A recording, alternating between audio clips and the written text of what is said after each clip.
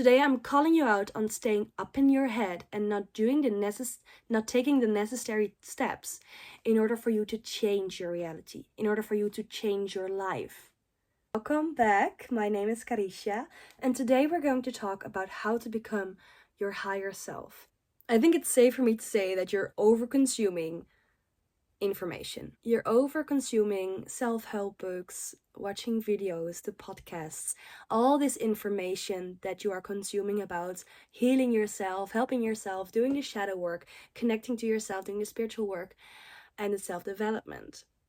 But because you're consuming so much, you become deaf for all of the advice that you're getting because it's too much for your brain to handle. And you're constantly overanalyzing everything that you hear. You're questioning everything and you're just overanalyzing. And this keeps you up here. It keeps you up in your mind. And we have to get out of there. We have to embody it and we have to do it and put it into action into this physical world. Get out of your mind space, get out of your own head, and get out of your own way. You have the knowledge. And knowledge without action, without putting it into practice, is useless. It's just knowledge. Okay, before we start, it is super important that you take a notebook. Okay, because that is the first thing. You have to take the action. You have to take the action. So take the responsibility, and the first thing you're going to do right now is make sure you can take notes during this video. You are not going to continue this video without a notebook or something to write the next things down. What am I proud of? As a person, what are you proud of? What have you already achieved? What are you proud of yourself? Like, what are the actions you have already taken that actually influenced your life to change? Every time I say a question, you can pause the video and then write out the answer for yourself and then continue watching.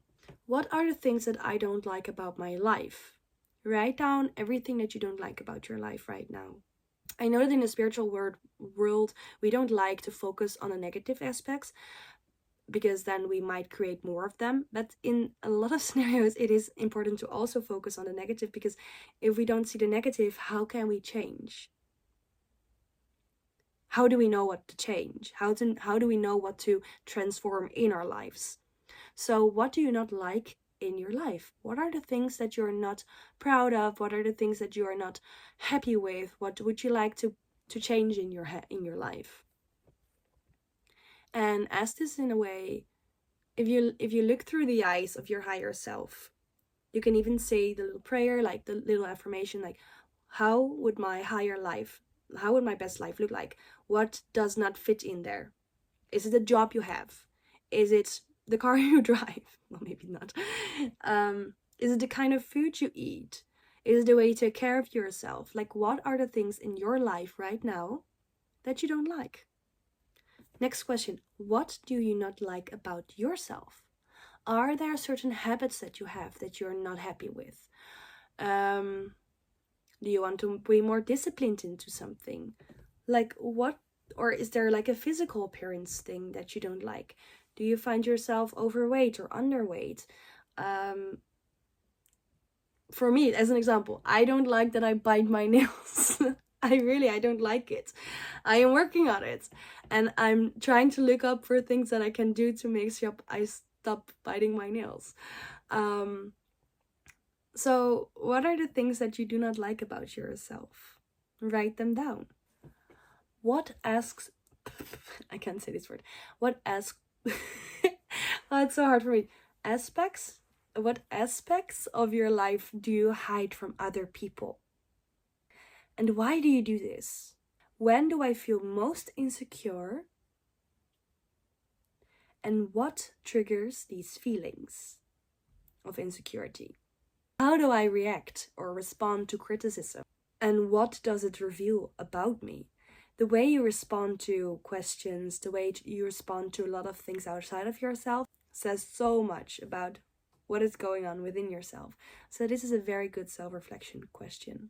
What thoughts sabotage you from having success in your life? And what are the underlying feelings that fuel these sabotaging thoughts? What unmet needs from my childhood am I still seeking to fulfill? What are the things that you're still trying to get from your childhood? Like, is it being seen? Is it getting recognition? Like, what are the things that you are still seeking fulfillment in from your childhood? And this one is very important. How do I numb myself or distract myself from uncomfortable emotions? And what are the emotions that you hide from? Because the moment you get triggered by these emotions, so maybe it's shame or maybe it's something else, then you're trying to hide away and get away from it. A lot of people like to hide away from confrontation. They like to get out of the way from it because they are feeling very uncomfortable by being confronted.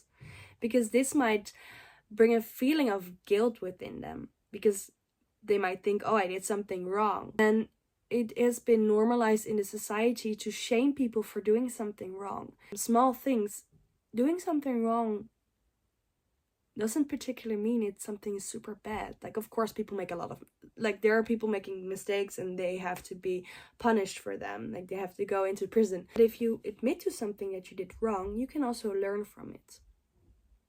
So if you have a confrontation you're getting out of the way of and that you're trying to avoid, know that you are literally denying yourself a way of growth. You're literally denying yourself a way to grow and to develop yourself, to improve yourself.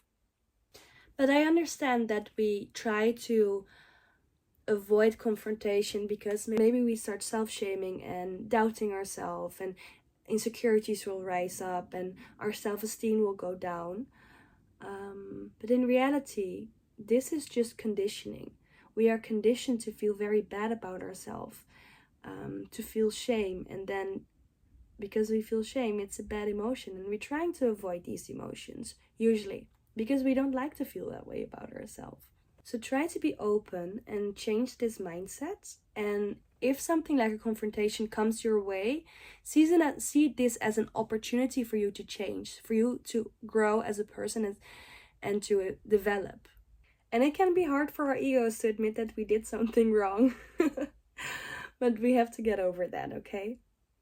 Because we're entering into our higher self. So all of these questions will help you understand yourself. And to understand yourself is to evolve. But it is still a lot of mind work, and we are still not doing the necessary steps. We're not yet taking the necessary steps to change our reality. We're gonna get there, okay? Hang on. I have one more very important question, and that is, what do you want? What do you want? What kind of life do you want? What does your intuition say that you want? What is the inner feeling? What is your inner desire that you want to create, and what do you want to have in this life? Because your intuition is already telling you what is meant for you. Your intuition is your inner compass. It's like your Google Maps, the Google Maps that you have within yourself that is going to guide you towards the life that is meant for you. We only have to listen to it, and it's communicating through soft feelings and not through very extreme emotions. I cannot stress this enough. I'm saying this so many times. I'm like mentioning this in almost every video I make, and even in the last one I made, and explained it again. Go watch it if you want to have more information about this. Go answer the question, what do you want? It's time to take the action to change your life yourself. Nobody's gonna change it for you. Not God, not the universe. You have to change your life yourself. And I also want you to admit that the pity party you're throwing for yourself, the victimization of yourself, is keeping you in the same spiral. Because every time you're trying something and it's not working out, you're showing yourself that you're not ready, that you're not worthy, you're not good enough. Whatever belief system that is behind there, you are acknowledging that, and you're telling yourself, hey, you see, I'm not good enough and I shouldn't continue. And then you stay in the same circle, you stay in the same pity party, so then you can feel bad about yourself again. You allow yourself to feel bad about yourself again, and you go back to step number 1. And then you might try again. But if you stop seeing it as a pity party, if you stop victimizing yourself when something is not working out, and you see it as not as a failure, but as something you learned and something you can change, and you can see it as an opportunity for you to grow, that life around you is showing you like, hey, this didn't work out, but maybe you can change it. You can learn from it. Your life, the world around you teaches you so much. You just have to be open to receive the teachings. And this is in admitting that something went wrong, not feeling bad about it, but seeing it as an opportunity for you to grow. And stepping out of the pity party. Stop feeling bad about if something doesn't work out. Stop feeling bad when you didn't get the thing that you wanted. Sometimes we don't get the things that we want. We get something better. But you have to keep on trying. You have to keep on doing the work. You have to take action. You have to keep on taking actions. Only actions can change your life.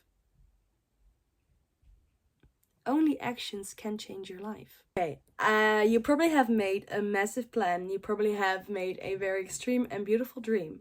And you have just wrote down the dream that you want to have, the kind of life you want to have. But here's the thing. We're going to make it easy for you to create this. And for you to be able to create this into your reality, you have to make it small. Everything that is small looks easy and is easier to obtain, because when it's overwhelming, it is still not small enough for you to get. Okay? A lot of dreams stay dreams because we did not make a plan, and we do not make it small enough for us to believe that we can achieve it. So when you're gonna make a plan, do it like this. Make it in small steps. Make from every little step that you think you have to take, make it as small as possible, as detailed as possible. As I said, if it's still too overwhelming, if the stepping stone that you have to do, or the thing you have to do, if it seems too overwhelming, or you're going to make excuses, then it's still too big. So make it even smaller. And for you to actually take the action, you have to plan it in your agenda. Yes, I'm gonna tell you, get an old-fashioned agenda, or put it in your phone, whatever works the best for you. Schedule it, plan it, put it into your daily routine. Plan like every day, maybe take an hour, or maybe like half an hour, maybe 5 minutes, and plan in the little stepping stone that you have to take, the smallest stepping stone, the smallest step that you have to take in order to actually create the life that you want, to actually become the person you want to become. Every small step will eventually create a big impact. You probably have heard that like so many times, but this is really, it's the key. I know it's so cliche, but it is the key. And you're not doing it, because otherwise you would still not be here. So do it. Work on it and take the action. And of course, there will be self-sabotaging thoughts popping up. There will be ways you are going to distract yourself. But we just killed these things. We just made you aware of that. We have just brought awareness to the distractions you're going to create for yourself. And even like what you can do, what I sometimes do, I think I'm actually going to make like a small discipline course here on YouTube, free to watch. I've made it before in Dutch, because that's my first language, if you haven't noticed yet. So, and for you to train your discipline is really going to help you take the steps, because you cannot only do everything for motivation. I see so many motivational speakers say that, oh, you have to do everything from your motivation. You have to visualize it. You have to see it in front of you. But sometimes motivation is not going to cut it. Well, actually, most of the time, motivation is not going to cut it. It is the discipline you build in your life that is going to bring you from A to Z, from A to infinity, from everywhere you want to go. Because with discipline, you are able to achieve your goals. Really, this is the blueprint you can apply for everything. But it starts with you, because you are the only one who can change your reality. You are really the only one. Nobody's going to do it for you. Nobody's going to save you. God is not going to save you. God only helps the people that help themselves. So please take that into account. Work on yourself. Do the work. You have to take the responsibility. You don't have anything or anyone else to blame. It's your thought patterns. It is your things. It's your subconscious, the blockages that you have in your mind that are stopping you. It is you staying in your own victim mindset. It's you victimizing yourself constantly and saying, oh yeah, I'm not able to do it. You are able to do it. You just have to get out of that mindset and take the responsibility. You have to confront yourself. You have to confront yourself with the life that you want to have. And it is coming as long as you take the steps, as small as they can be. Because every step will eventually bring you closer to it. So please take this information, take everything you wrote down, use it. And I'm going to make a discipline course for you that you can also take besides this when it's finished. But please already start working on this. Start to understand the sabotaging behaviors, the things that you're trying to do to numb yourself when it gets uncomfortable. When it gets uncomfortable, to take that small step. Are you going out and distracting yourself? What are the things that you're doing to distract yourself from achieving your goals? But don't stay stuck in there. You have to take the action.